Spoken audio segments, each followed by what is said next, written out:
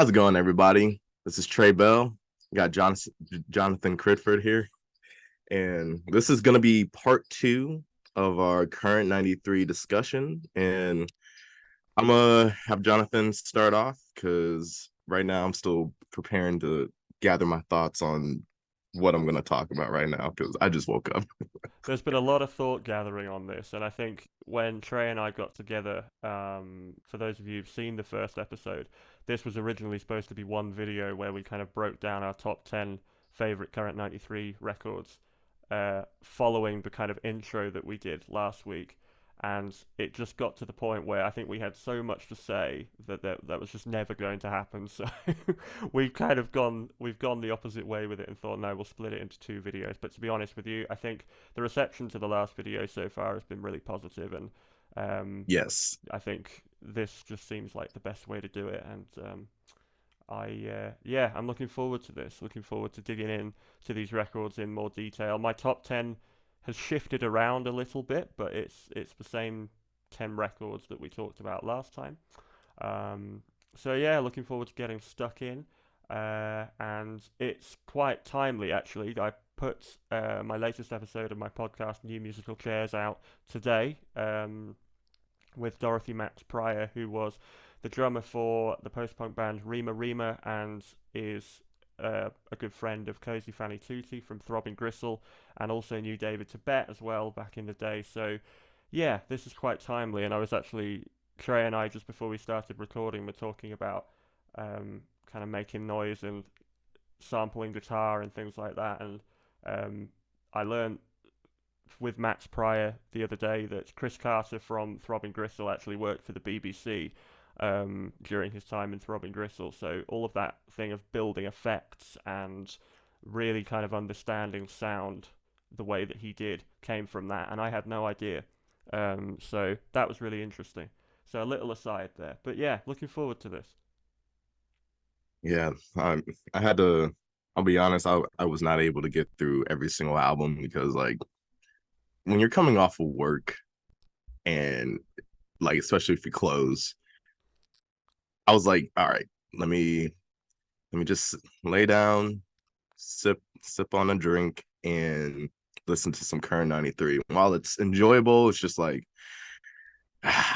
this is too much for me right now tonight. like I've realized like yeah, it's like I really can't do current 93 every single day. Like I love it. I probably love current 93 more than I ever had in my whole entire life, especially now that we're doing this and talking about Yeah, it. But I'm just like, it's just like, man, it's just like I'm just not in that vibe right now. I just need something more upbeat or just something to like chill me out.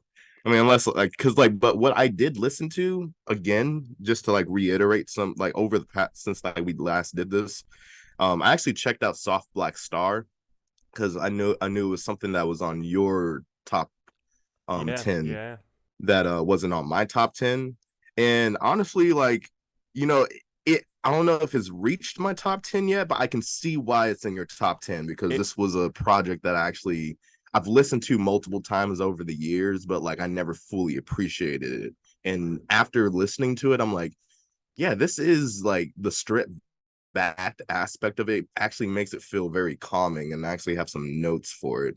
I didn't know if you wanted to start off with talking about that album in your top 10 first. well, it's quite interesting that you mentioned uh, kind of getting in from work and wanting to kind of relax, go to another place, and just put a record on, because I think that's how I first came to listen to Soft Black Stars, and I Mm, think listening to it in that environment really it just was the right record at the right time. I remember driving home in the middle of the night from a work event, and I live quite a long way from where I work. Driving through the countryside, and I had that record on in the car, and yeah, it just really resonated with me from the first time I listened to it, and I think because of the way in which I listened to it for the first time. Um, so yeah, I don't know how you wanted to do this. I was thinking, do we start at number 10 and kind of work our way down? well, Yeah, I was thinking that too, because like I don't really have a specific order when it comes to like my top 10. I know you probably did. So I was just gonna try to riff off of you because I know we have a bunch of like projects that we both share in our top 10. Yeah, So I was kind of just gonna go based off like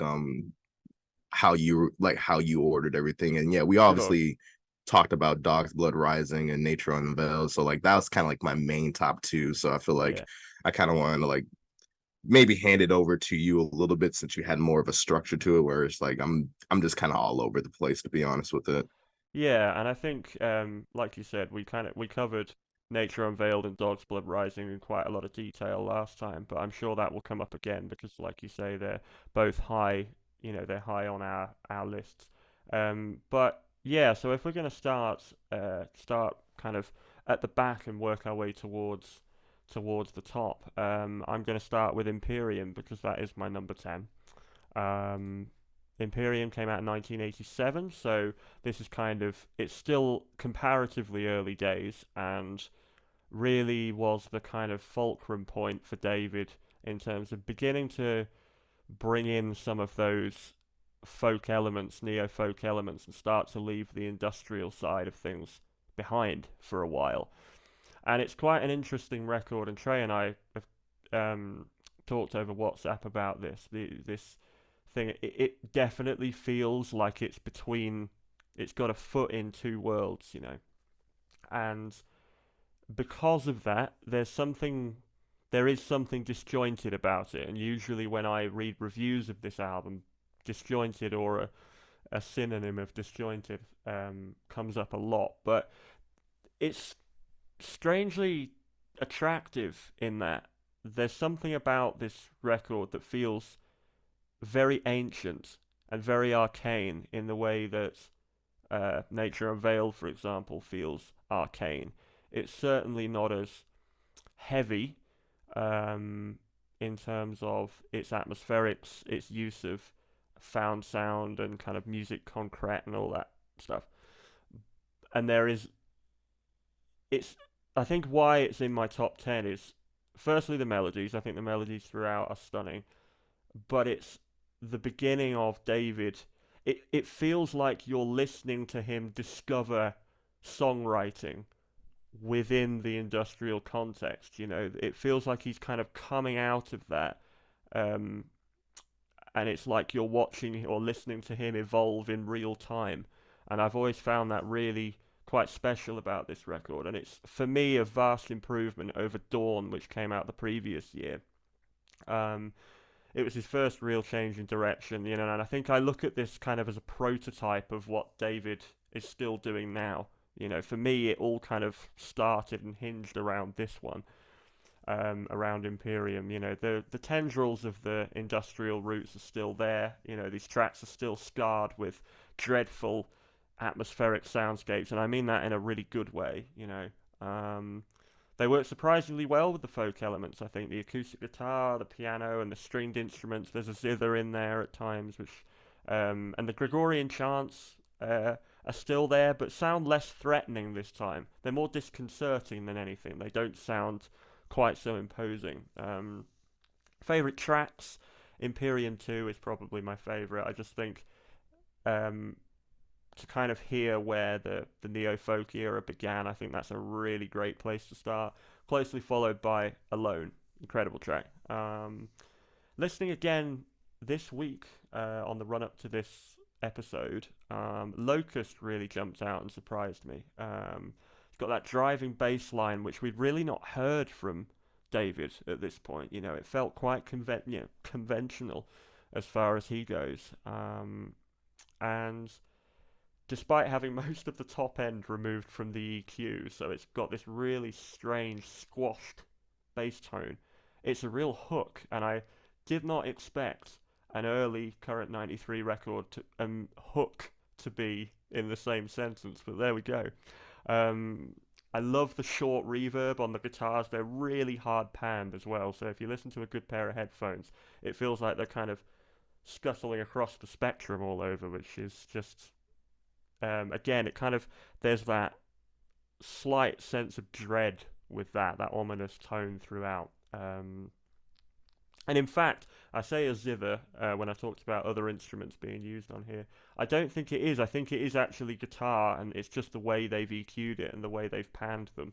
Um, and yeah, it almost feels like this record is the other side of the coin to Nature Unveiled, in so far as he's dealing with a lot of the same themes, but in a more reflective sense rather than the kind of uh, what did we say last time? The kind of Um, exercising those, yeah, purging. yeah, the purging from last time. This feels more reflective, but like I say, they're kind of the other side of the coin, so it's interesting. John Balance from Coil is obviously on here, and it's notable for having obviously Douglas P and Tony Wakeford from Death in June on it, which, again, we talked about this last time. That kind of opens its own can of worms. But yeah, what do you think of this record, Trey? So this was a record that like I have listened to, and like I probably mentioned, like I didn't get to listen to it like since our last podcast. Like I was going to, and then I Yep. think my mind just like went somewhere else for some reason, or maybe I chose a different current 93 record for some Sure. reason, because I can only like listen to it on YouTube. It does have a full version on there, Yeah. but like based on like what I do remember, because I think the first time I actually listened to Imperium was like maybe 3 years ago, and I most likely checked it out like way back in the early time period to me listening in current 93. But yeah, what I can but how you described it, like I do think like that's a good description, because I do remember like feeling like this like desolate type of atmosphere, kind of just, it was disjointed. I was kind of confused because there wasn't really a very specific structure or to it. It just felt more like just like this limbo realm, I guess. And I could tell it definitely lived in like the Dog's Blood Rising and Nature Unveiled era. And again, at that time period, I think I still was like looking for something a little bit more intense, so it didn't really resonate with me. It's unfortunate I just didn't get the chance to listen to it, because I knew it was like high on your list. Yeah. But at the same time, like from what I do remember, I was able to tell like, yeah, this is definitely like that transitioning phase. And another album that kept coming to mind, where I felt like it was also in that transitioning phase, was uh A Minstrel Night or something, Yeah. where it's like these two long tracks, I think primarily done by Stephen Stapleton, pretty much just ambient, no vocals at all. But it's not to say it's exactly like Imperium, but they both gave me that like realm where it's just like they're just in this like very desolate atmosphere, and Yeah. it's a very particular like kind of macabre vibe, in my It opinion. is. Yeah, it is. And it's interesting that you mention the way you describe that, because it almost feels like having the purging of the early records and getting those things out. It almost feels like David, like I say, he's still kind of wrestling with similar themes, but it almost feels like following the purging of the earlier records. This feels like the sound of now what? Where do I go? Do I go over there? Do I go over there? And yeah, I think that's what keeps me coming back to it, because there's just something about it. It feels like it's um, the kind of key to where he would go later. And I just think it's a really interesting batch of songs in that regard. Um, so yeah, Yeah, because Imperium. I remember the way I listened to Imperium was like they actually had four different parts on it on you, like Yeah, someone uploaded it on YouTube, like part one, part two, part three, and part four. So I think that's also like what made my like initial experience with the album kind of like not full to a degree, because like sure. I'm like, all right, gotta go through this one part, gotta go through that one part. So I didn't really feel the cohesiveness of it, but I was able to gather that like, all right, this is definitely a transitioning era. This is if anything, probably way more experimental than even Dog's Blood Rising to a degree. Because at least there's a direction where it's like I feel like this is like trying to like discover something. I feel like for him at the time, and I know this does come up in England's Hidden Reverse. in a small snippet. That's the book we were referring to, by the way, that we were Yep. talking about last week, just in case anybody's missed that. Um, it does come up in there, I believe, and there is a sense of, like you say, more experimenting and David kind of reaching out and looking for something different after the early records. And it's interesting that you mention Minstrel Nights because I totally get what you mean. There's um, a real sense of discovery in that, in the same way that there is with this. But yeah, that's my number 10, Imperium 1987. The next one, my number 9, I know you've definitely got some thoughts on because it came up last time, and that's Of Ruin or Some Blazing Star from Oh yes. Now 1994. So I'm going to let you lead on this because I know you've got some things to yes. say. So of Room and Some Blazing Star. So I remember, so like I said in like some of my other videos, this was a current 93 album that like I listened to like at least over the past like 4 years. Like once I started digging to current 93 more and like breaking out of like, you know, my safe places that like I was comfortable with current 93.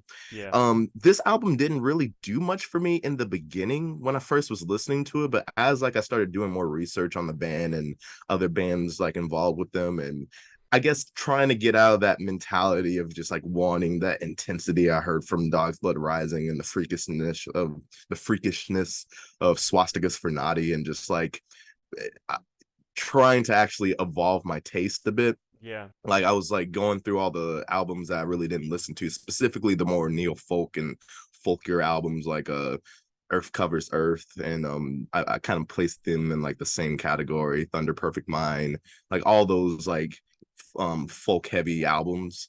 And at first this really didn't do much for me because I guess there wasn't anything too freakish about it, which I kind no, of still was like operating on as like, oh, this is a good current 93 record. But the more I looked into the lyrics, and honestly the more that I listened to like the instrumentation and just like the nice melodies on these songs, I was like, it kind of just started growing on me to the point yeah, where it's like, I would say part of me wants to slightly put it like, if I were to give it like a spot, it either would be, definitely is like within the realms of competing with Swastikas for Noddy or Thunder Perfect Mind. wow. Because the more that I listen to it, it's just like there's something triumphant about it. Yes, And that's this the is like one of the first times where I feel like I'm hearing I wouldn't say it's like positive, not saying it's negative either, but like there's a more brightness about it than well,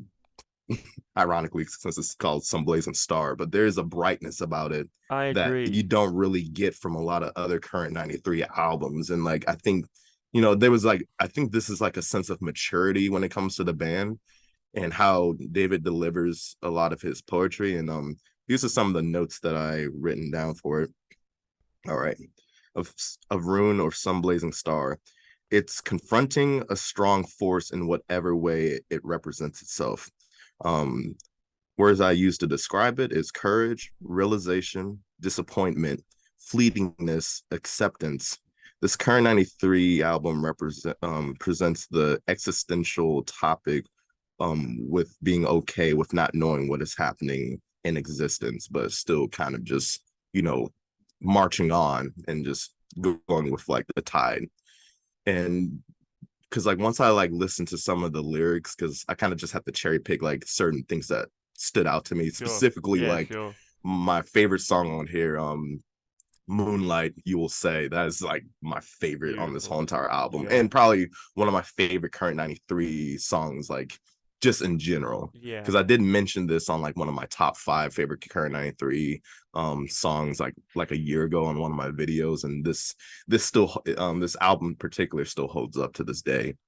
And yeah, it was just something that like just over time just grew on me.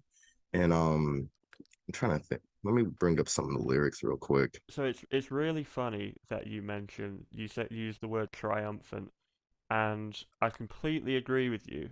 And it's interesting because you mentioned Thunder Perfect Mind, which was a couple of years prior to this one.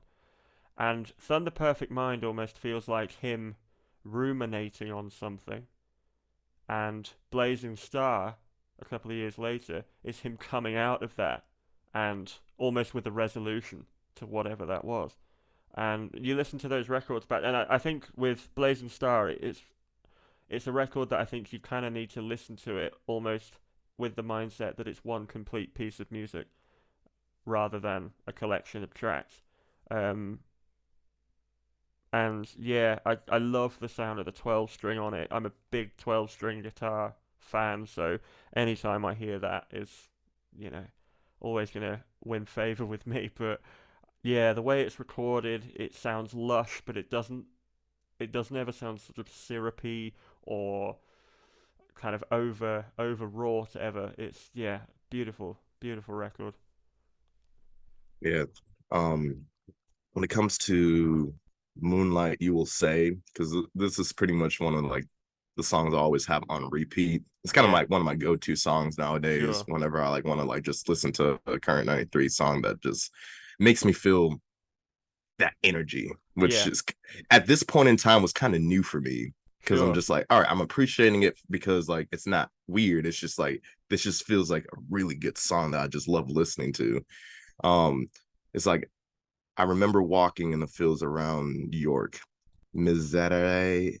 I'm not sure if I know it means misery, but it's like just pronounced in a different way. Mm, Misery or something like that. yeah. I remember sitting in a small room in London and I remember thinking, Misery. I was sad. Mm, This was the stage of building broken gods. Oh, misery. Misery. This was the stage of reading the black books. And possibly I rented my soul. Possibly, oh, but anyway, misery. Misery. It's just like, I don't know. It's just like when I listen to that particular song, I feel like it feels like he's like I said, confronting something. yeah, absolutely. And the fact that, we're talking about the subject of misery, it's just like accepting that concept of suffering, which is a pretty common theme throughout most of Current 93's projects. I feel Yeah, like this is him like confronting it in a more like he's still scared, but like I'm going to overtake you this time, I agree. despite the disappointment, despite the false hope, and despite anything that like I perceived when I was younger and like lost. And I maybe I agree. I still am lost, but I still have to keep going. It's interesting too because you mentioned walking through the fields around York. The fields around York are out that window. That's where I live. Oh wow. I would love to know where he was referring to specifically, you know. So if anybody knows that who's watching, do get in touch. But which makes me assume that this is him dealing with the trauma of his school days because I know that he had quite a traumatic time at a private school where you kind of you live in boarding school here in York or near York, which I think I said last time is closed down now. Um, so yeah, I agree with you. There's still a sense of fear and foreboding at the heart of this record, but it doesn't feel the same, does it? It feels like you said before, triumphant. It's a way of dealing with that, and I like what you said about overtaking it. I think it's probably yeah, that's the best description I could give. And like I say, I love the way it's recorded. The songs themselves are just stunning. And I think it doesn't come up often when you see people talk about current 93 records to kind of get you into current 93, but this could be one Yeah. of them for sure, I think. Yeah, I feel like most of like, and I have talked about this in some of my videos where it's just like it feels like the 90s, specifically like the mid 90s era when he made Thunder Perfect Mind, this album and all the Pretty Little Horses. I feel like for people who aren't used to like this type of sound and want to get into it, but like probably maybe the first earlier projects are too egregious. I do feel like these are the albums to get into if you Yeah, just kind of want to get like a gist of it.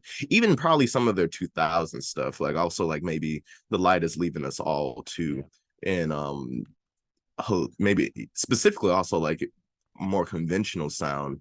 I haven't really mentioned this album, but Aleph on Hallucinatory Mountain. I think that's what it's called. Wait, yeah.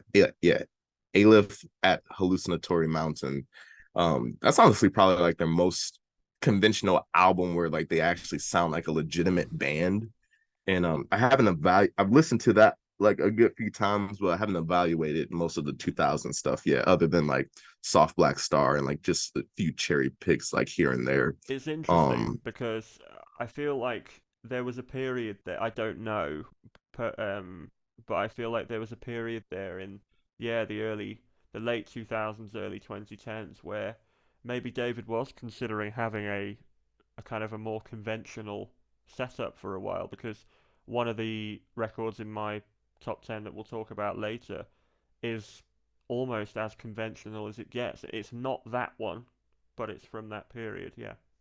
mm, yeah, so it's like I think overall I think from this point on when it comes to of Rune and Sunblaze and Star, we're getting we're starting to see like the growth of Current 93 and a more embracement of a certain type of mentality that's, it still has the cultic elements, it still Yeah. has like that, apocalyptic feel to it.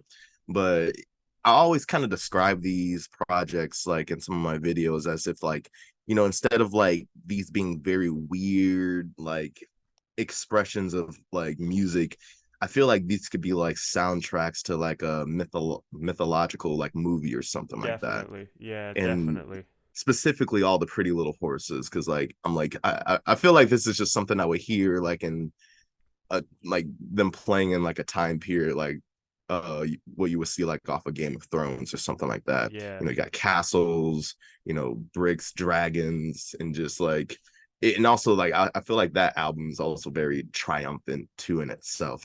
Yeah. Just kind of going on like a voyage where it's just like the earlier voyages of Current 93 was more about um confusion, anger, and trying to get all that out. And now this time period is more about, all right, using that confusion and anger to like, break through like the rubble, break through the pain and just like actually just grow and just learn more, but like without that resentment, I guess. Yeah, I think it speaks to, I guess, something that a lot of us struggle with. You know, Mm-hmm. I've certainly have, whereby it's very easy to let those things consume you, and it's hard. It's you have to do a lot of work to overtake them, and learn to be able to look back on them and reflect in a fairly dispassionate way, rather than just kind of let it eat you. But yeah, that is how that record feels to me. And 1994, so it's in that interesting period where he kind of left the, he'd left some of the trappings behind of what he did on Imperium, insofar as Imperium very much feels like it is a meeting of worlds. This feels like its own thing, as did Thunder Perfect Mind 2 years prior. Um, yeah, interesting period. Um, so I don't know how you. I'm just thinking actually because I was going to go with what I've got at number 8, but if you've not ordered yours, maybe we should just talk about whichever one comes up next. And you mentioned all the pretty little horses, so maybe we should just Oh talk yeah. about that. That's my Yeah. that's my number two. That's my number two. Yeah, the all the Pretty Little Horses, and also just knowing that's a trilogy. I feel like that's what makes this project very interesting, since it's the Yeah, second output of this trilogy. yeah, Again, I did not get the chance to like listen to that trilogy all the way through, but eventually I will in like later videos if we like have more specific like analysis on certain stuff. But yeah, all the Pretty Little Horses and just like how it starts out and just like that whisper he has, it's just like, go to sleep, little baby. Oh, the pretty little. I'm just like, all right. There's that creepy element that I feel like is always in a Current 93 album, but it's more like engaging this time. It's just like, And again, this is like something I feel like could be like a soundtrack for like a thriller movie, like that's like a timepiece or something, or something like mythological. And it's just like, again, like I said, feels triumphant. um Man, I wish I could just play some of these songs so I can like jog my memory, because like when you have so many current 93 I songs in know, your head, I like know. I'll like there was times where I'm like, yeah, I want to mention this song for this album. Wait, no, that's on a different album, but But it gives the same vibe. the interesting thing is, I mean, this is 1996, so this was the follow-up to Blazing Star, and yeah, So yeah, they live in that same realm. they did. And the thing that this always evokes to me, and it's particular to this one and another album that I'll talk about later on, I think has kind of follows in a similar line. It really reminds me of English folk and fairy tales from the Yeah, yeah. people like the Brothers Grimm, for example.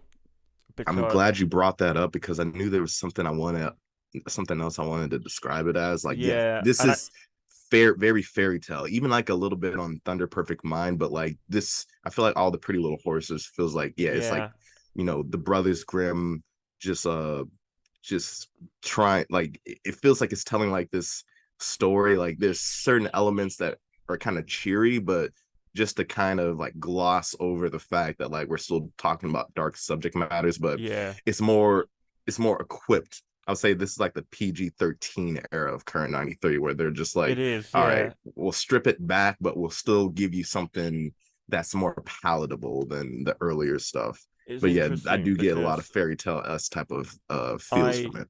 I hang on. Where is it? I've got this, which I've had this for many years. This is a Brothers Grimm Ooh, complete nice. fairy tales book, and this is I've had this for a really long time. Um, and I remember going through this when I was a university student, and a lot of these, and obviously abridged versions of those stories get told to children, particularly here in the I don't know so much anymore, but I know my parents used to read those to me when I was really young, and they're really dark. Some of those stories, you know. Yes, there's fantasy. Yes, there's knights and princesses and castles and fire and candlelight and things like that. But there's real darkness in there, and it's that I think classic folktale nursery rhyme thing of there's always a sense of uneasiness with them, and that plays to David's strengths perfectly, absolutely perfect, and I think that's really evident on this album. Yeah, and I think the fact that it's a trilogy, he clearly felt like he had a narrative to kind of tell through that, and but it's a really moving listen. You know, I found myself listening to this again recently. I found myself completely lost in this when I put it on, and it's funny because I think um, we were listening with this idea of sort of putting a top 10 together, um, but I was hearing it almost like I'd not heard it before. I sort of knew it would be in my top five. There's this, I don't know, there's a sense of almost you mentioned the kind of that whispering at the beginning there. There's this sense of kind of distortion of reality to it for me as well, you know, which complements or is complemented by the liner notes that run throughout the I haven't got it to hand actually, it's upstairs, but the CD box set of all three releases, you Nice. know, and he talks about dedicating this album to one past and one future.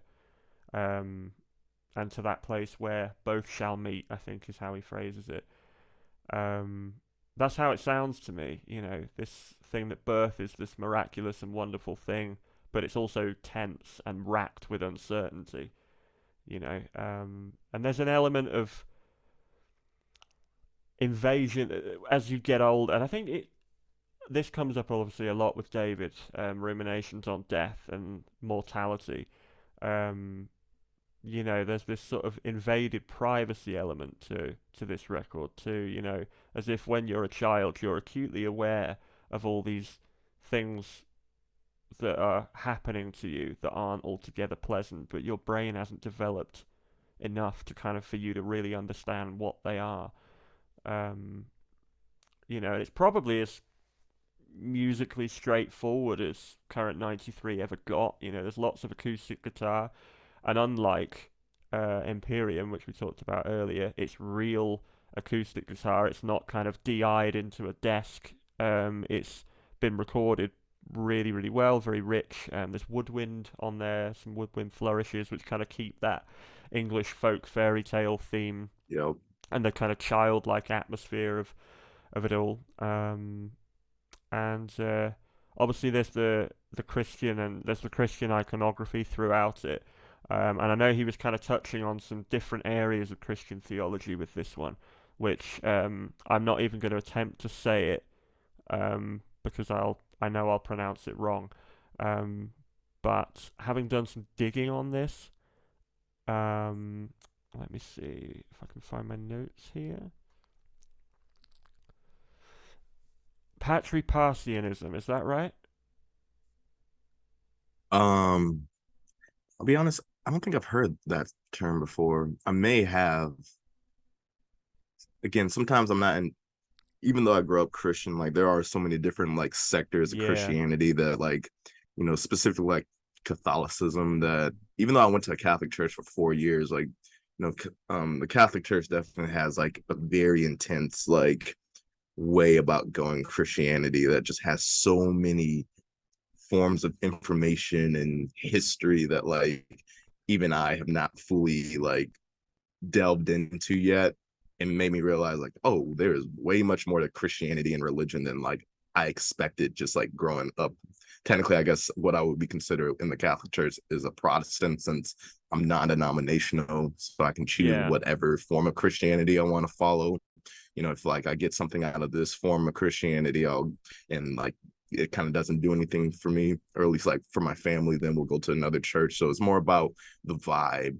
But I every time I do, like I have gone through different phases of like different parts of Christianity in my life. Like I realize there are very specific belief systems on like, you know, this church will do this thing, but this church won't do this thing because it sees it as like of the devil or something like that. yeah, Like I remember going to a church that, kind of getting off topic, but I do remember going to a church that like um refused to play instruments because they felt like it was instruments were created by the devil, Lucifer, yeah, and we just want to use like pure vocals, which honestly was they did it was amazing, but it's just like that. I think it's just something about that rigidness about like certain belief systems that they have, where it's just like you can even put that into other forms of belief systems, where it's like, even like in politics, like people, I feel like people want like a very specific way of like looking at yeah, things.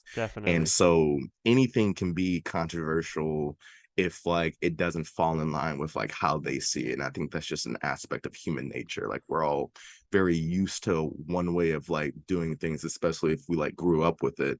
And once like we see it shattered from the outside world, which we have no control of, like then we feel lost.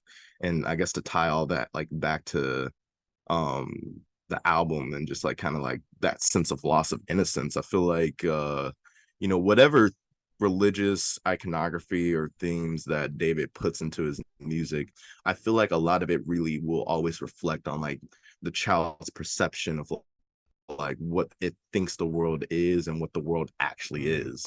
And Y- honestly, even that in itself is kind of like a contradiction of a question, because like what really is the world? It's just based on how you perceive it. And yeah, you can see there's a lot of chaos and suffering, but I guess it's based on like your upbringing or certain situations that like have a butterfly effect to it. A lot of it most of the time is going to be like uncomfortable because the world isn't straightforward. And so it's mainly just trying to make your own narrative that makes sense to you, while Yeah, at the same time being open to some of these other ideas. But like I feel like holding on to like something as a person, it's kind of bad in my opinion, because yeah, like it shows that like you don't have any like trust or faith in the fact that like you're just like an independent being that is on a voyage in this world for a very small amount of time. And while it's scary, I feel like security is also like can be like dangerous, because if you're broken out of it, um like very like without like any preparations, like it probably be mentally destroyed or even sometimes Yeah, physically.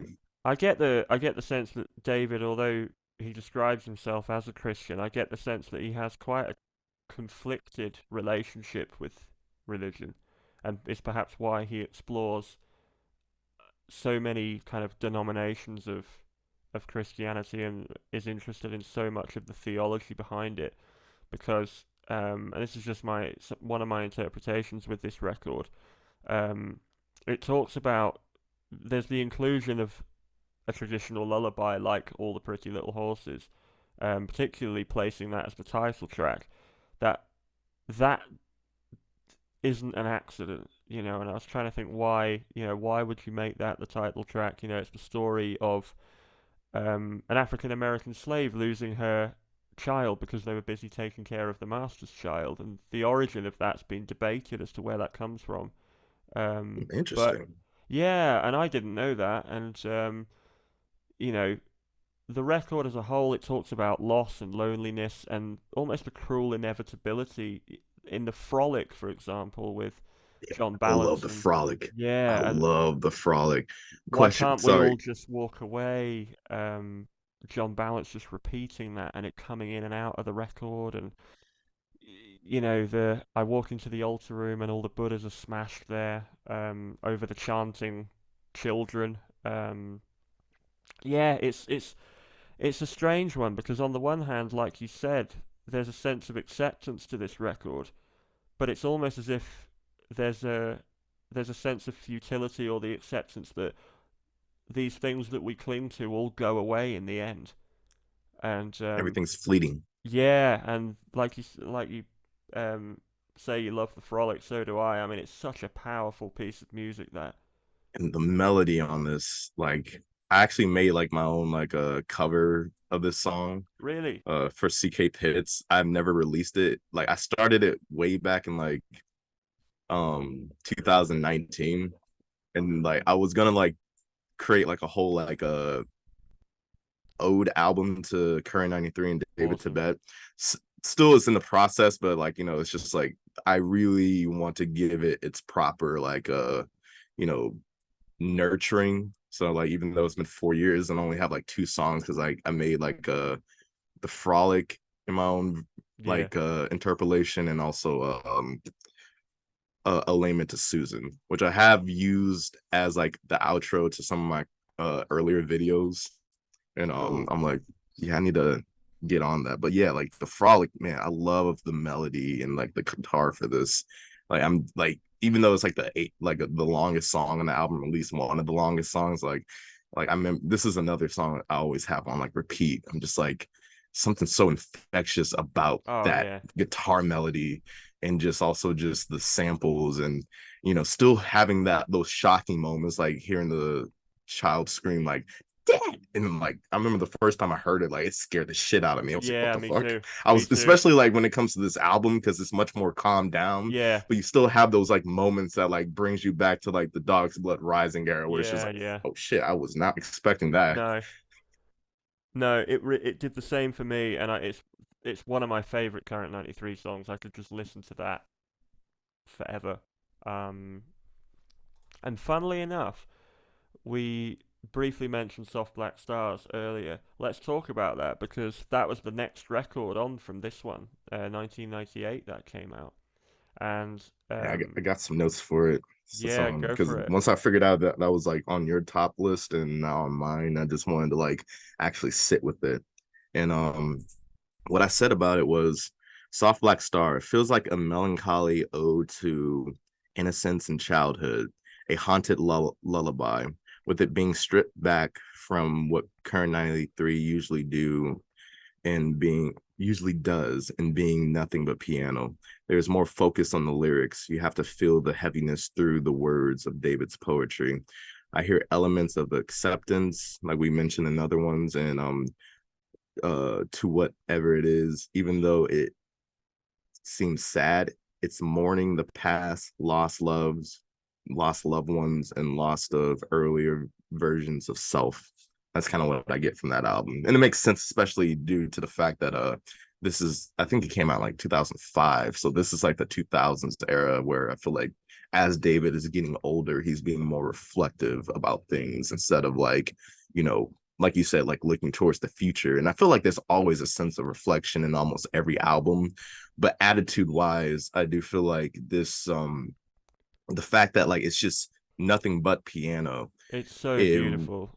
Yeah, I was just like, yeah, these are really good ballads, and like I see why this is like on your top because like I think because like since it was so stripped back, I wasn't able to fully get it because I'm so used to like hearing so many different elements. Where it's like this is the only current '93 album where I'm like, all right, I need to really take in some of these lyrics and figure out like what he's trying to like express, and But it also feels like there's a specific narrative. this was the thing. This album really surprised me because I'd not actually heard it before. This was the real wild card for me when we kind of first got in touch and started talking about doing this. Um, and I kind of had my top five pretty much ready to go, and then I listened to this, as I said earlier, on my way home from work late one night, and totally upset the top five. And I just thought this is amazing. Um, and you know, what you read a lot of you read a lot of reviews of records like this, and they're either described as hauntingly beautiful, achingly beautiful, or any kind of gratuitous thing you could use. This is just beautiful, you know. It's like David is in the room with you, um, kind of narrating these things to you, and like you said, it does feel like it does feel like he's ruminating on childhood in a far less kind of ravaged way than previously. You know, there's a degree of hope in this, a degree of sadness, as there always tends to be. Um, and yeah, Maya Elliott's piano is stunning. Um, it almost feels like you're listening to them actually compose these songs right in front of you. Um, like they just got in, started rolling the tape, and saw what happened. It feels that immediate, you know. Particularly the way the piano is recorded, it's right there. So on again a good pair of headphones, it's so the emotional potency of it feels very casual, you know. He's like David's lyrics. It's like the thought just occurred to him and he wrote it down.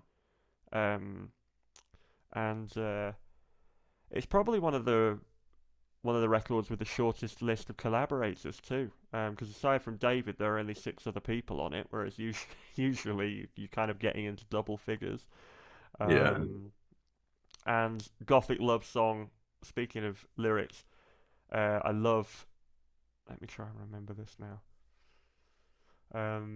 A Gothic love song, a sign to myself, a memory of my past, and a way to shut out your face.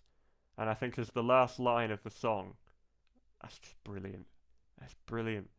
Um, yeah, it's funny. It's in my top five, but I feel like I have the least to say just because it is what it is, and I understand that there are people who are into David's music who aren't big fans of this, but for me, yeah, love it.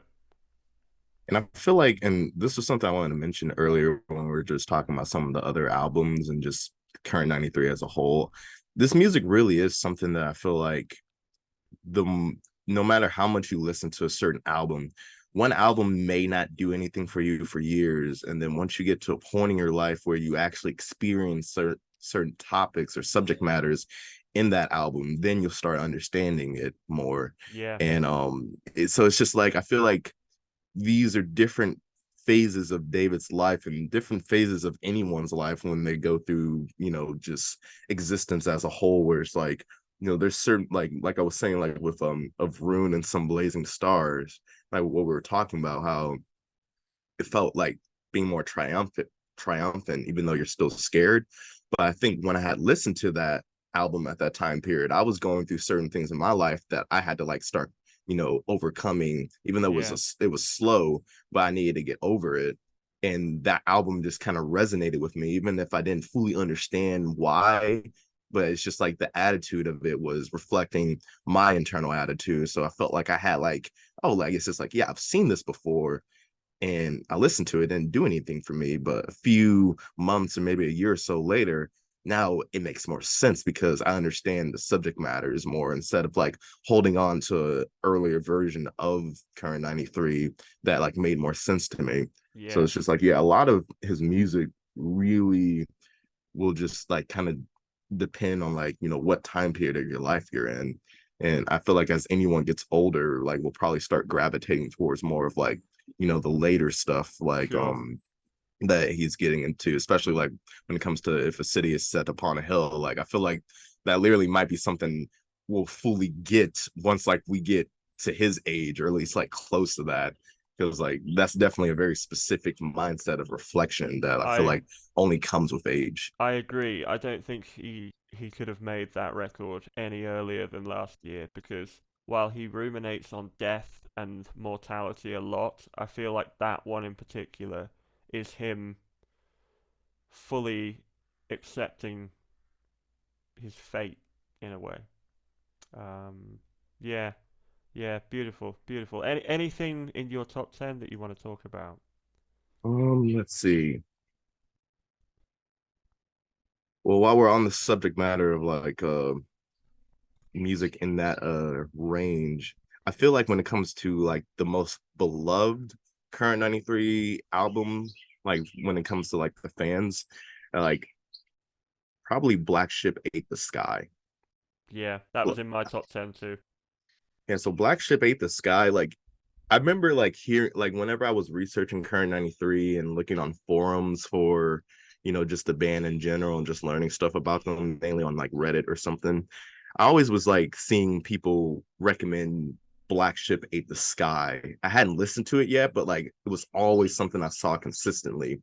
And then when I actually took the chance to listen to it, like I'm like, all right, I think I get why people like this, because like again, this also has a lot of beautiful melodies on Yeah, it, a lot of intersections of like, songs that are the same but just interpreted differently. They'll yeah, have like David like doing poetry on like the same type of acoustic guitar than someone else do. Like I don't know all the names on it, but someone else like do like some singing.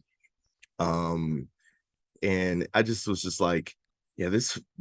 If anything, I feel like Black Ship Ate the Sky is like, I see why it's probably considered like their Magnus opum, at least when it comes to like the more folkier version of like Current 93, especially during this like peak time period in the band's career, because like it's just really well done. it is. And It's beautiful. The instrumentation on there is just so it's so well recorded. There's the use of dulcimer on it, which is again that kind of plays into that arcane, ancient quality of a lot of David's music.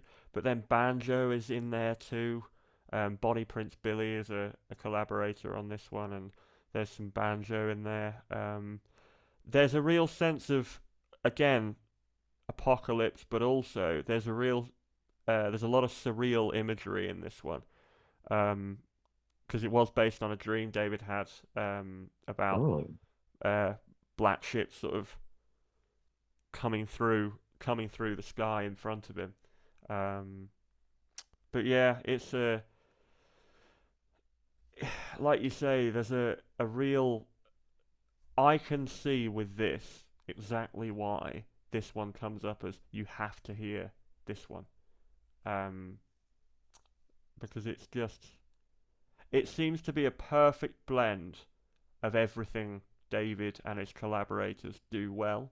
You know, there are heavy themes on this, not Dog's Blood Rising or Nature Unveiled heavy, but like you mentioned with Soft Black Stars, the heaviness comes from the lyrics at times and the really bold combinations of instruments and note choices. And like you said, the melodies are beautiful, but some of the some of the note choices, the way they ring again, like you've got sort of a banjo over here, and then you might have another stringed instrument over here, playing two separate notes that are very close together, and the way that they kind of ring out against each other, um, Yeah. it kind of it's like we were talking about last time. You do that double take and go, "What was that?" You know. Um, Yeah. yeah, it's a staggering record this, and yeah, try to think of some highlights on it. Black Ship's last scene south of heaven, I've always really loved. There's that kind of big impassioned vocal from David on there, and fantastic stuff playing from Michael Cashmore on that one. That's probably my favorite. Or Stop the Ships. I really like Stop the Ships because David just sounds really legitimately petrified on that, and yeah, great stuff. Yeah. I wish I can like just like name some of the songs off of my head, but I can't. It's just like just way too many current 93 songs have been stuck in Yeah, my head for like the past like since like we've been doing this. Like I'm like again, I probably should have just took better notes, but it's just like when you got a busy schedule, like just trying to like indulge in current 93. I feel like this is the hardest I've indulged in them definitely. Me ever in my too. life. Me too. But like I'm like, yeah, this is still a challenge because it's so much music, so many different like instruments, people involved. I'm like, I can't get to everything. Like if anything, I feel like I'm kind of like letting you just like have it in the sense of talking about it because I'm like, yeah, I like this a lot, but I just know Yeah, the attitude. Any details? Because I've listened to Black Ship Ate the Sky at least 3 times over the past 2 months. Because like even before like we did the first video, I was like, I gotta talk about this album and I need to be prepared for it. for I am sure. still not prepared for it because there's still so much to like intake from it. I think as well, anybody who kind of thinks that anybody who maybe fell out of love with Current 93 when when David moved away from the industrial stuff, the title track which closes this album, the massive like churning guitar riff at the end of that, it is so heavy and so intense that I think anyone who's a fan of the early stuff would definitely get something out of that. I agree. Oh man. Let's see. But yeah, Black Ship Ate the Sky. Really good album. I feel like also another good album to get into if you're new to them. Like pretty much a good majority of everything on our top tens. I feel like other than like the first two albums, like are a good way to like enter into I current I 93. agree. To be honest, the only records I would say to avoid if you're brand new to them, would be things like Christ and the Pale Queen's Mighty in Sorrow, Faust, Yeah. which you really need the book to read along with that one. Yeah, I think, and maybe the Moon songs for John Balance, How He Loved the Moon, and the Hypnagogue records from 2005. They're the only ones I would say to avoid if you're new to them. Um, but it's interesting Yeah. actually because we were talking earlier on about sometimes you have to be in the mood for some of these records. The Yeah. current 93 devotees, if you're watching, do you agree with that? Can you come in from a really hard day, pour a glass of wine or have a beer and put Dog's Blood Rising on, while you're making chili or something? Can you do that?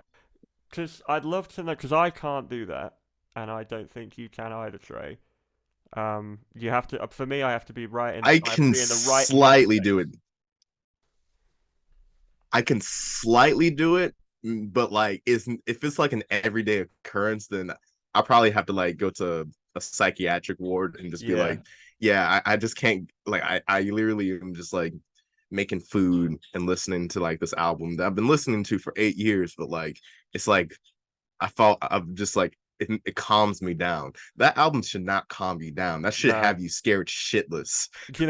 Saying all this, actually, when I got up this morning, I really wanted to listen to Morbid Angel, so on went Altars of Madness, and I find that quite relaxing, and I don't really know why. You know, old school death metal and early industrial, they kind of.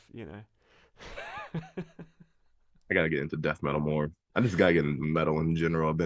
It's been a slow process, but Yeah. like I said, I feel like this music, I feel like it's the most extreme form of music that you can get into. Oh So I yeah, feel like once like I get the gist of industrial experimental, which I probably will never will, but like I feel like listening to metal will be a little bit more easier for me. absolutely. I And mean, I was already into something. I'm because that's the thing. I'm not into all extreme metal. There are bands and particular strands of it that I like, but not all of it. I've never really got on with black metal, and some of the really kind of deep churning guttural death metal kind of leaves me a bit cold. But some of the early stuff and some of the stuff that's come out more recently by progressive bands like Rivers of Nile, for example, I really love. And um, but yeah, I know what you mean. I feel like listening to that is a bit of a cakewalk after you've kind of had Nature Unveiled on, for example. exactly, yeah.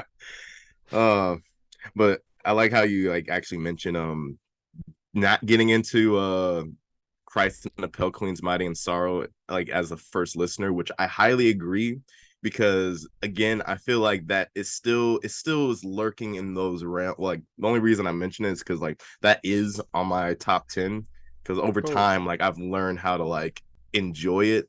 Yeah. It definitely still feels challenging to listen to because like there's so many different sections of like long-winded songs and just a lot of loops, like specifically Mighty and Sorrow, which is like just a 10-minute loop of just like and Yeah.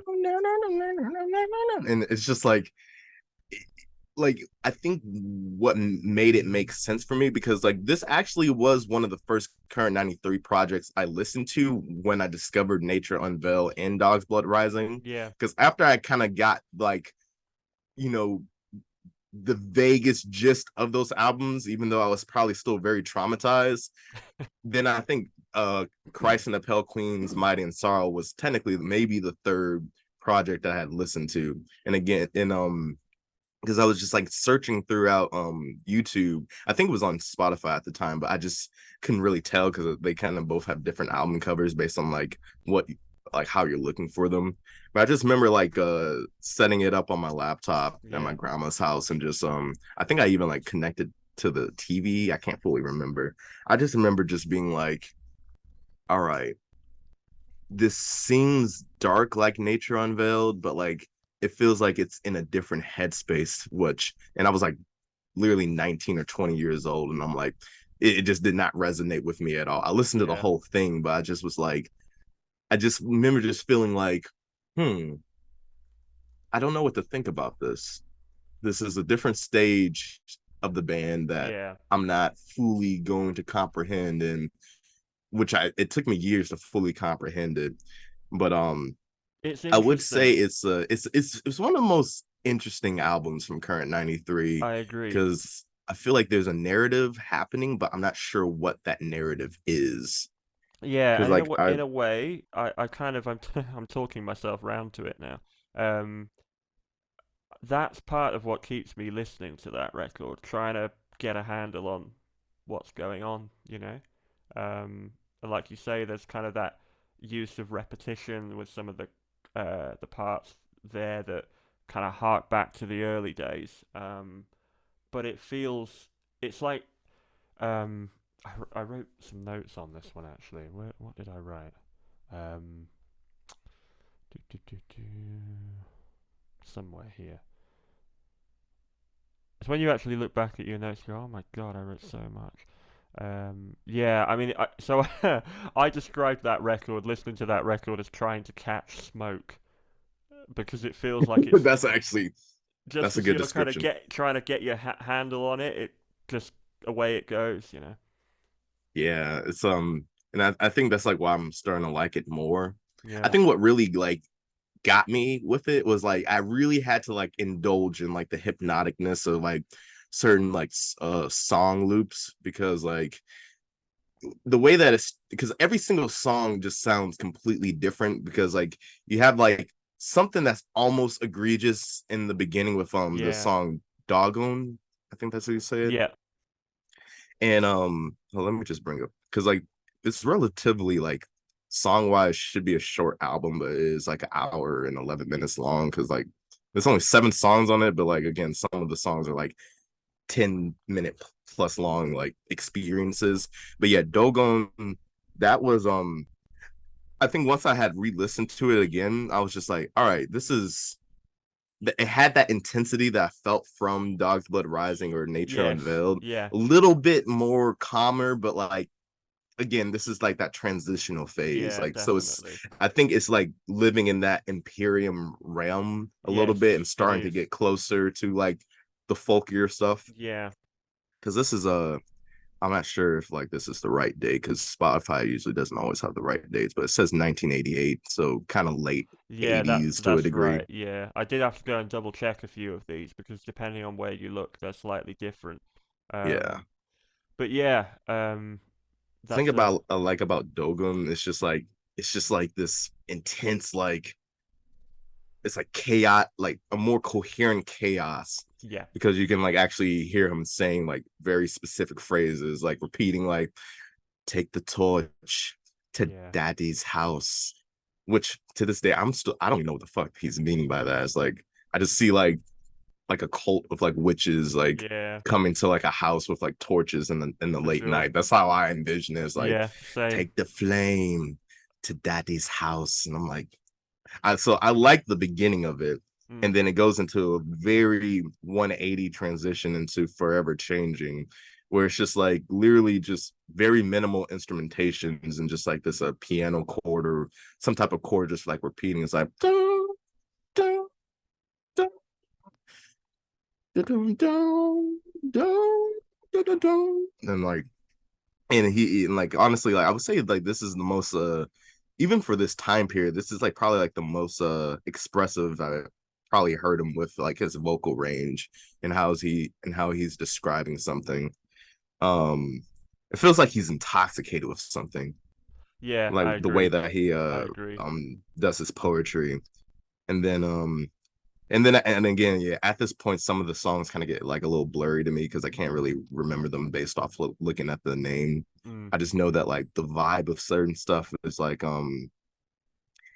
it just feels like long-winded experiences, Yeah. not in Yeah. a bad way, but just like I can't fully capture everything because I feel like you have to look at each song connected but by themselves, like I they're on agree. like this like string of I some sort. agree. Yeah, And I so agree. because like and that's maybe why I didn't fully like embrace this album at first because it didn't feel cohesive. Like Yes. every song, maybe a few stuff is like somewhat cohesive or it refers back to something or a statement that was said before, but everything feels like it's a standalone on this project, I which agree. probably made me confused when I first started listening to Current 93. Because like I at least Dog's Blood Rising and Nature Unveiled like felt cohesive. I mean, it was like bluntly cohesive, yeah. even chaotic, but like this just felt like too disjointed where I'm not sure what I'm listening to. No, I agree. And actually, thinking everything you've just said, I completely agree with because really it's in that regard, it feels very much like the sequel to Imperium that it is, insofar as he still hadn't quite figured out how to um, put all of this new, as it was then, new sound together, which I think it wasn't until he made. Interestingly, Swastikas came out earlier than this, but I believe um, Christ and the Pale Queens was recorded concurrently to that. Because Swastikas feels like a much more cohesive piece, and I think we should talk about that because I know Swastikas is one of your favourites, and the reworking Yes. Crooked Crosses for the Nodding God, which was done in 1989, is one of mine. So, Swastikas for Noddy. What do we got? Yeah. And actually, I like the fact that I never even made that connection because, like, yeah, that it probably does make like when it comes to certain themes on here, on Christ and the Pale Queen's Mighty and Sorrow, or like just attitudes, like, yeah, I can see this is probably made at the same like during the Swastikas for Noddy time period because like it does have those like kind of culty, freakish types of vibes. Yeah, Something that like, and knowing that Swastikas for Noddy is heavily like based off the Charles Manson murders and just yeah, like that whole lore, like which has been done countless of times when it comes to a lot of music in general. Oh god, But yeah. I like mean, they definitely like, if anything, I feel like Swastikas for Noddy is the best representation of like what a cult album sounds like. yeah, Not, and I mean, a cult, but like culty, like people, like a bunch of hippies taking LSD, maybe bad LSD in the woods, and just like freaking out, and just like that's like Swastikas for Noddy is just it's a very, very, very interesting album, and it hooks you in, and not in the same way as the earlier stuff, but it really just makes you like, whoa. it's Like I interesting as remember, well because I can imagine it was quite a shock to some of the long-time fans when this came out because while sort of Imperium and Christ and the Pale Queens dipped their toes in neo folk, this was just jumped straight in, you know. yeah. Um, and actually, I've got a quote from David on this one here. Let me just grab my notes. So, when the transition occurred when he made this album, he said, it had become too formularized. I needed to return to what moved me, which was nursery rhymes and folk music. Not folk rock, just really simple, unadorned melodies, maybe no choruses, just direct, a minute or two long. Which is interesting because it's the first time on any of their records up to this point, David's voice is really forward in the mix in a way it had never Mm-hmm. been before, and that's kind of carried on throughout the rest of their career, unless they've specifically done kind of, um, sound collage pieces. And I'm immediately reminded of Peter Hamill from Van der Graaf Generator, who's one of my favourite singers, and the incredible string band's Robin Williamson, who I know was a big influence on David because they were kind of, you mentioned hippies taking doing bad drugs and kind of experimenting with altered states of mind. That's exactly what Incredible String Band did. Yeah, I mean, it's it. I would imagine it was quite a shock to people when they heard this. Yeah, I can imagine, especially for like, if this is still like in the 80s, this is probably like, you know, David getting into a more quirkier side, because there's a lot of quirky moments on this project that, like, in comparison to like what I was originally listening to, I just remember just being, I think the reason I'm attracted to it is because it still had that darkness and like just Yeah, yeah, very just creepy element, but it felt fun, like I'm watching something off of Adult Swim or something. yeah, and definitely. and also just with the name title alone, just it's just like, okay, what, swastikas for Noddy, and then there's also like the censored version, I guess, swastikas for Gotti. Mainly, and like actually, it's funny because like once I like did the research on like why he named it that, I guess, well, one, he has like a fascination with like the animated character Nadia, Yeah, that was made by this woman named Enid Blyton. Enid Yeah, Blyton. Yeah, yeah. and And I guess like she was, I guess, the OG Karen of that time period, kind of a her estate racist were person. yeah, and her estate were furious with him when this album came out, I Yeah. believe. And I think that's like why I had to change it to Gotti. Yeah, Luckily, I have the version, like my vinyl. I think it says Noddy on it. But yeah, apparently, like I guess during this time period, he used to like dress up as Noddy yeah, for like some of his performances, yeah. and just yeah, like it just shows like the more innocent, childlike side coming with like the more dark like sides, and like kind of combining them, which I feel like was something he was doing to like um have comfort with the conflictions of his childhood to a I degree. agree. I Like, agree. because I can't remember exactly like when, I think Noddy was made way even before this time period, but Yeah, it's you know, Victorian, I believe.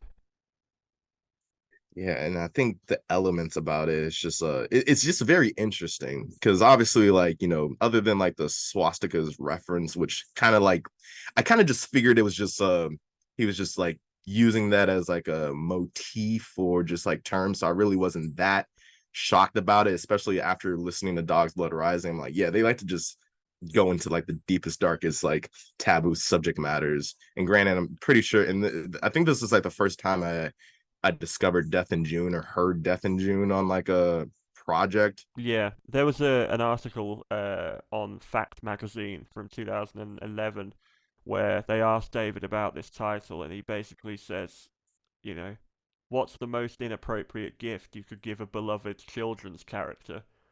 And that's where the and that's where it was as simple as that. That's where the title came from, and I just think, you know, Yeah, I definitely could tell it was like very playful, yeah, and like I just so I still really wasn't concerned about it. Like no, I didn't really know the full extent. Like, and of course, with him being associated with Douglas P at this time period, a lot of those like playing with anti-Semitic imagery probably was still something that he was doing, but I could tell he wasn't trying to be overt or like, you know, too serious about it, while no, maybe Douglas probably was. But again, like I didn't really listen to Death in June until like 2017. And that's mm, like what made me realize like, oh, wait a minute, hold up. yeah, Hold up. Let me scale back a little bit because I'm like David, I'm cool with if he wants to use that imagery, but this dude seems like he's serious about it, and it had me concerned. I like the music, but like, because like I just got to get into like this story. I don't think I've ever yeah, told this story before, but during like the earlier days of listening to Current 93 was all that I listened to. yeah, I heard bits and pieces of other bands because I knew they were all heavily associated with. Because I know that Death in June has like a song on here that's actually on the album Wall of Sacrifice. yeah, I think it's called oh yeah, Angel. Angel, And I got the idea that that was Death in June because I heard because Douglas P has a very particular voice that is just like even without me knowing him, I could tell that was Douglas P. And I didn't even know what his name was. I was like, oh, that's must be the Death in June like song that he just like wanted to have on this project yeah, because I got the gist that they just all kind of like helped each other and gave each other like interlude songs or something like that. And then on specifically the song Beausoleil, I heard yeah, the statement a death in June on a minstrel moon. They said it like yes, synonymously yeah, with each other. And I was like, okay, I don't know who that dude is, but I can tell like whoever Death in June is, that's that person. But yeah, this is like 2016, 15 of my life where I had just figured out about the man. And I didn't really hear official Death in June song until 2017. Cause like mm, the way that I came about it was I was listening to Current 93 on YouTube. And you know how YouTube has like the autoplay like to of recommended songs like yeah, that are similar. yeah, So I was just like letting it autoplay. I was just like in my apartment at the time period in Minneapolis. And I just remember just like having like my laptop hooked up to like my big screen TV. And the next thing that I see, like after a Current 93 song got done, was Rose Clouds for Holocaust. yeah, And I was like, and I saw it said Death in June. Again, I have not intentionally listened to a Death in June song, but it wasn't the album cover for Rose Clouds of Holocaust, but I think the EP, the Sundog album cover, and it's like four black dogs with a rose in the middle in the shape of a swastika, and I was yeah, like, whoa, hold up, what is going on? Like, and I was like, I let it play, and I'm just like listening to the song, and I'm like looking at the album cover, I'm like, and that's like what made me realize like, all right, I gotta do a little bit more research into neo folk and figure out what's going on. yeah, Cause like Swastikas for Noddy, I'll let that slide and not being too concerned. But like knowing that they had that association with each other, that's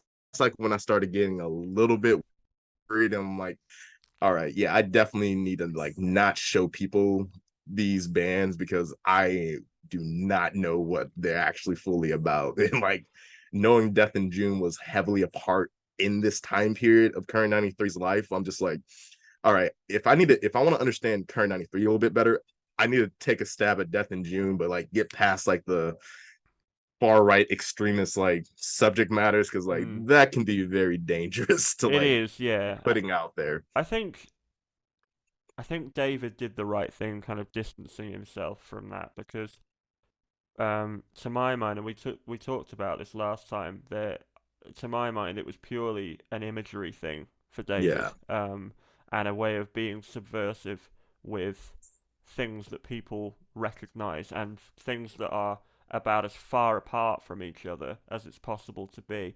And I do wonder, in part, if that's why he did re-record and retitle this 2 years later to Crooked Crosses of the Nodding God.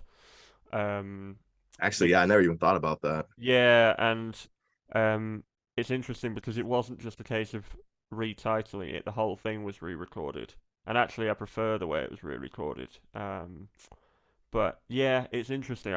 So I don't know why. I don't know if that's why it was re-recorded, but it's It's just probably a lot of different elements to it because, like, again, when it comes to like, because on one point, like, I do know that like from other uh current 93 and Death in June videos I've seen on YouTube, like it said that like because David was associated with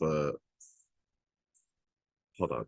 Yeah, David was associated with like that one singer Tiny Tim. And I guess yeah, Tiny Tim was like a homophobe or something. And so and since like Douglas P is a homosexual man, he didn't like that. And that's like one reason why they distanced themselves. But like their relationship is confusing because even like when I yeah, remember listening to like um uh the song on Thunder Perfect Mind, the song for Douglas after he's dead. yeah. I thought that was like a diss song, I like did. neo folk I did. wise. Yeah, But apparently they still were good friends, and it was more of an ode. So I'm like, what kind of ode is that to a friend? That's a their relationship is very confusing. Like it Douglas P is. is very confusing highly, but like their relationship just I don't know, it doesn't make sense. But maybe like I mean again, like I feel like when it comes to like anybody, we all have like people that we're close to that we know have like very concerning Yeah, personality traits that yeah, we still keep along just because we've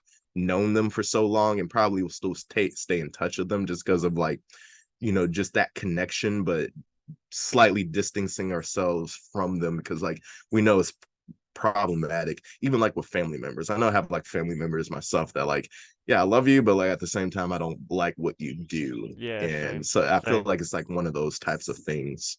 same. Yeah, I agree. I agree. Um, well, But back we've been on to for an this. hour and a half now. I think we ought to start wrapping this up. Oh yeah. Damn. Yeah, you want it. So yeah, so I guess we're gonna like make a third part of this I then. think there is going to be part three. Yeah, there is going to be a part three. So stay tuned any for that, everybody. any little tidbits? From part three.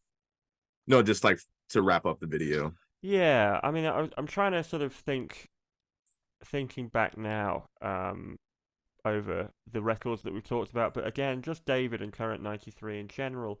Um, I think he he has a very deep understanding of many things. First of all, religion, but also I think of music generally, um, because he is very vocal in his love of early gospel and gospel-based blues singers like Charlie Patton, Lead Belly, Blind Lemon Jefferson, people like that. And I thinking about taking that kind of in of itself, people can go, I don't get that. This isn't blues music or whatever. But it's music, I suppose, that has a feeling of transience or searching for something about it. And I get that because I don't know if you feel like this about particular records, but when I listen to those old blues singers, I have a lot of old blues records upstairs. It doesn't really feel like they were performed by real people. It feels like they were just dug up somewhere, and here they are. And I think because even nowadays, and obviously things are getting better, but even nowadays, with the amount of information we have readily available, some of those old blues singers' lives are still shrouded in mystery. They seem so far away and intangible, and I totally see the link with what David does in that regard. He explores themes that are very or feel very far away and yet are part of our inevitability, whether it be death or whether it be the loss of a friend or learning to deal with things that have happened in our past, you know.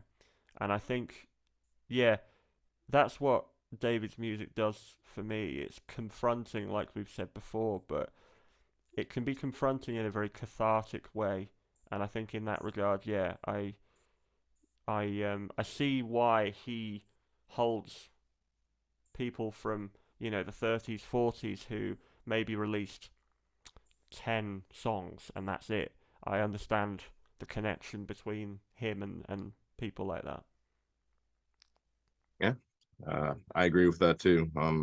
I like how you talked about like music that feels like it's far away.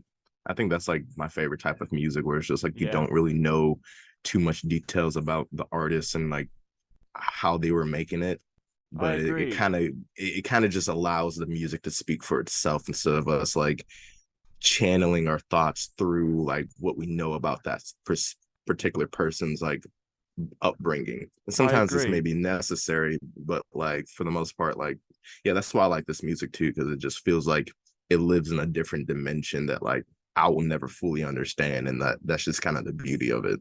No, and even in the book England's Hidden Reverse, which so Trey showed his last time. Here's my copy. Wait, did you just It's get it? Yeah, it's just here. So even in this, and it says on the back, the classic history of the English esoteric musical underground, and it is incredibly well researched, and um, everybody you would want to be in here is in here. However, there it says on the back, fear of the dark is wrong. In fact, it's comforting. Light illumination comes from within the darkness. That's a quote from John Balance, who's sadly no longer with us.